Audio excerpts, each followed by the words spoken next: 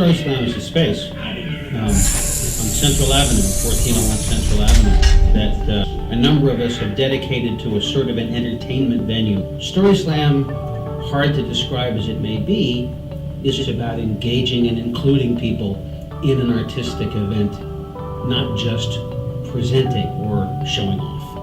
What we're doing is creating an environment in which story, because it's all story, whether it's theater, poetry, music, new music, it's all story. And bringing an audience to story that is offered in a way that is intended to engage an audience and involve and include them rather than impress them is kind of what the idea is behind Story Slam. That relationship between the audience and the developmental process is something that we don't get a chance to see much of.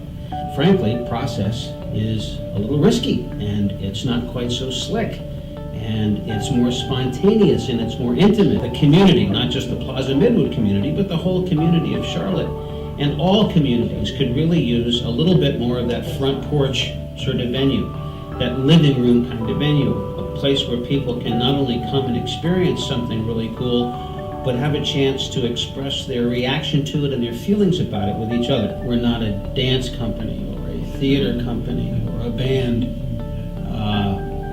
We're all of that. Pretty much every Friday and Saturday night, it's likely that you will have an opportunity to witness a concert performance of a new dramatic piece, a new play. Perhaps it was developed by New River, a company that works often in tandem with Story Slam. New River is a research and development center for writers. And along with that concert performance of a new play, you may see local or other poets from elsewhere trying out some new poetry or sharing some of their favorites. In any event, it would be work that would be considered for the poet, or at least include work that would be considered by the poet risky in that it is new, and also new music on any given one of those evenings, along with the poetry and the concert performance. The way things are happening here is that a lot of other people and institutions and groups are finding out that the nature of this space and the mission kind of behind the space is very appealing to them. So there are numerous other kinds of events that are happening.